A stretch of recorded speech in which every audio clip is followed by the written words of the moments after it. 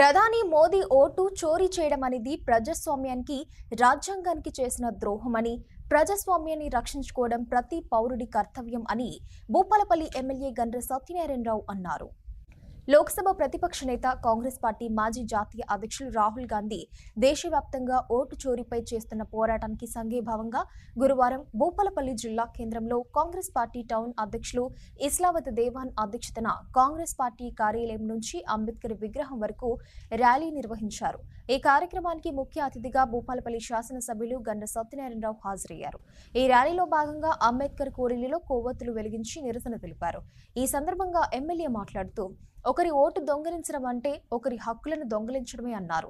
Modi vote చోరీ చేయడం అనేది ప్రజాస్వామ్యానికి రాజ్యాంగానికి చేసిన ద్రోహమని ప్రజాస్వామ్యాన్ని రక్షించుకోవడం ప్రతి పౌరుడి కర్తవ్యమన్నారు. ఈ కార్యక్రమంలో ఎమ్మెల్యే వెంట కాంగ్రెస్ పార్టీ నాయకులు, యువజన నాయకులు, మహిళా నాయకులు, యూత్ కాంగ్రెస్ నాయకులు, కార్యకర్తలు, జిల్లా ప్రజలు భారీ సంఖ్యలో పాల్గొన్నారు.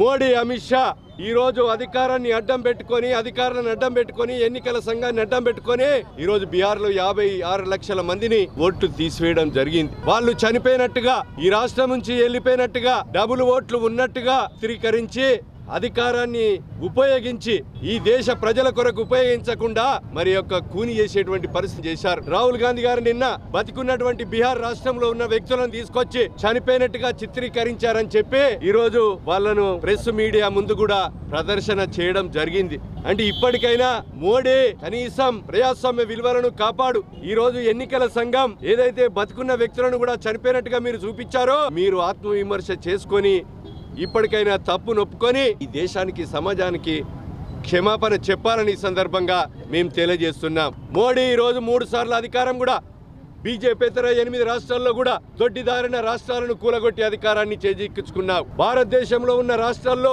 బీహార్ను కూడా మళ్ళీ తిరిగి అధికారాన్ని చేజిక్కించుకోవడానికి 56 లక్షల మందిని ఒక బీహార్ రాష్ట్రంలో, దేశంలో 1 కోటి మందిని ఈరోజు చనిపోయినట్టుగా చిత్రీకరించి బతుకున్న వ్యక్తులకు ఓటు హక్కే ఒక ఆయుధం.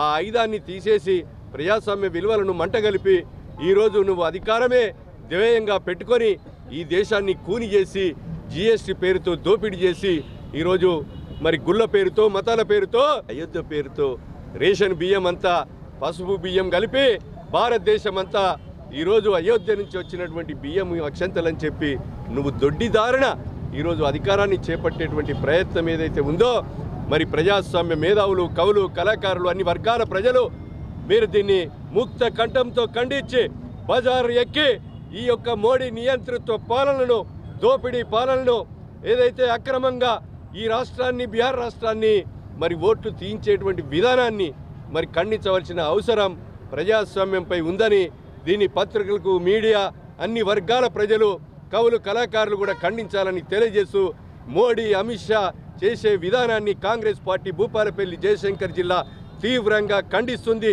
ఇలాంటి పునరావృతమైతే మరి ఆత్మాహుతికైనా తెగించి ఈ దేశం కొరకు మనం కాపాడుకునే విధంగా భారతదేశంలో పుట్టిన పౌరుడు రోడెక్కవలసిందిగా సందర్భంగా తెలియజేస్తున్నాం.